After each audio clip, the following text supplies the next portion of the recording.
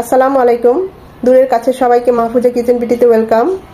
আজ খুবই সহজ এবং ঝটপট এবং মজাদার একটা রেসিপি নিয়ে আপনাদের সাথে হাজির হয়েছি। পালং পাতা দিয়ে মাছের চচ্চড়ি করব। আইল মাছ, ছোট্ট একটা আইল মাছ আর একটা ছোট্ট বেলে মাছ, খুবই তাজা, রেখে আসতে পারলাম না, বাজারে নিয়ে আসলাম। ওগুলো দিয়ে এরকম চচ্চড়ি করব। দেখতে পাচ্ছেন কতটা লোভনীয় হয়েছে, খুবই ভালো হয়েছে। তো চলুন কথা না বাড়িয়ে আমরা মূল পর্বে চলে যাই। পালং পাতা দিয়ে ছোট মাছের চচ্চড়ি রান্না করব, সেই জন্য কড়াই দিয়ে দিচ্ছি সরিষার তেল 3 চামচের মতো। তেলটা গরম হয়ে এসেছে, যেহেতু পালং শাক, দিয়ে দিচ্ছি 1 চামচ রসুন কুচি। এটা 1 মিনিট হবে। রসুন কুচিটা দিয়ে দেবো একটা বড় পেঁয়াজ কুচি। পেঁয়াজটা নরম হবে, রসুন কুচি থেকে একটা ফ্লেভার চলে আসবে। পেঁয়াজটা নরম হয়ে এসেছে, রসুন কুচি থেকে একটা ফ্লেভার চলে এসেছে। এই অবস্থায় দিয়ে দেবো 1/2 চামচ আদা, 1/2 চামচ রসুন। এখানে 1 চামচ আদা রসুন বাটা। এটাকে 1 মিনিট ভেজে নেব, যেন আদা ভাজানো গন্ধটা চলে যায়। আদাটাকে 1 মিনিট ভেজে নেওয়ার পর দিয়ে দেবো 1/2 চামচ মরিচ গুঁড়ো। ঝালটা যে যেমন খান বাড়িয়ে কমে নিতে পারেন। আমি কাঁচা মরিচ দেবো, তাই শুকনো মরিচের গুঁড়োটা একটু কমই দিলাম।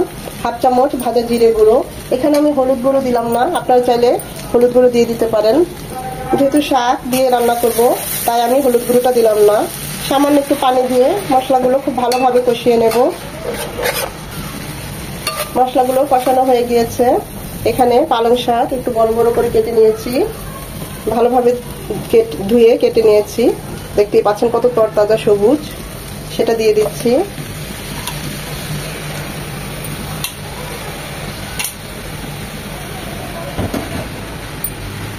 মনে হচ্ছে অনেক, কিন্তু না, কমে যাবে, নরম হবে একদম, না কমে যাবে। সাথে সাথে নাড়বো না, 2 মিনিট পর নেড়ে দেব।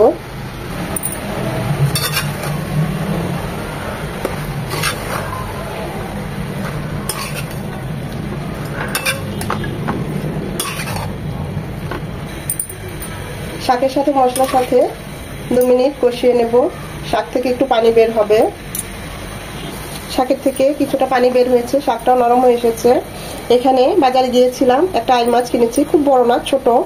তো সাথে দেখলাম একটা ছোট বেলে মাছও একদম টাটকা লাফাচ্ছে, তো তাই বেলে মাছটাও নিয়ে আসলাম আইল মাছের সাথে। তো এখন এই মাছগুলো হালকা করে লবণ দিয়ে আর একটু হলুদ দিয়ে মাখিয়ে ভেজে নিয়েছি। এটা এখন দিয়ে দেব। এই মাছেই শুধু আমি হলুদ দিয়েছি, আমি কিন্তু শাকে কোনো হলুদ দেই নাই।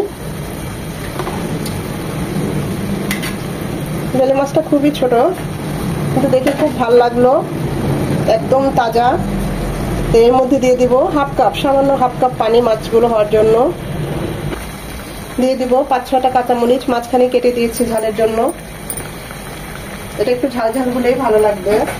দিয়ে দিব স্বাদ মতো লবণ, যেহেতু শাক তাই লবণটা খুব বুঝে দিতে হবে, একটু বেশি হলেই কিন্তু তেতো হয়ে যাবে।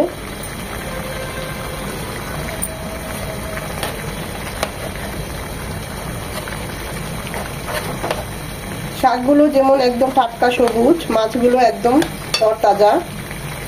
তো ভাবলাম এই পালং শাক দিয়ে মাছগুলো চচ্চড়ি করব। এটা হবে মিনিমাম 10-15 মিনিট। 5 মিনিট পর আমার কাছে মনে হয়েছে আর একটু সামান্য একটু লবণ লাগবে, তাই আর সামান্য একটু লবণ দিচ্ছি। এখন আর ঢাকবো না, দিয়ে দিচ্ছি আর 1/2 চামচ ভাজা জিরে গুঁড়ো, উপরে ছড়িয়ে দিচ্ছি। এটা হবে আরো 5 মিনিট, একদম মাখো মাখো হবে।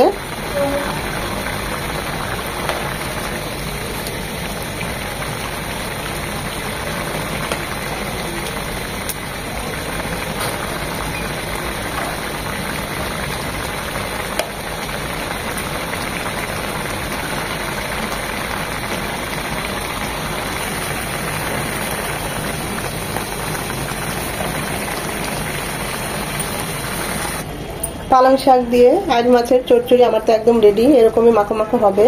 আমি এতটুকুই হালকা ঝোল রাখবো, আপনারা চাইলে একদম শুকনা করতে পারেন, আর একটু ঝোলটা টানিয়ে নিতে পারেন।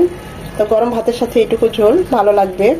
দেখতেই পাচ্ছেন কতটা লোভনীয় হয়েছে, কত অল্প উপকরণ, অল্প মশলা দিয়ে, এবং খুবই ঝটপটে রান্নাটা হয়ে গিয়েছে। খেতে অসাধারণ হয়। আমি আপনাদের রিকোয়েস্ট করবো একবার হলো এভাবে পালং শাক দিয়ে মাছের চচ্চড়ি রান্না করবেন। ইলিশ মাছ দিয়ে খুব ভালো যায়, যে কোনো মাছ পালং শাক দিয়ে যায়। তো এখন চুলাটা অফ করে দেব।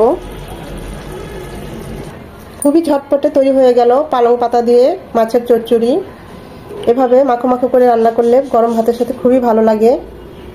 ভিডিওটা দেখে যদি একটু ভালো লেগে থাকে অবশ্যই একটা লাইক দিবেন। এখনো যারা আমার চ্যানেলটা সাবস্ক্রাইব করেন নাই অবশ্যই চ্যানেলটা সাবস্ক্রাইব করে আমার পাশে থাকবেন।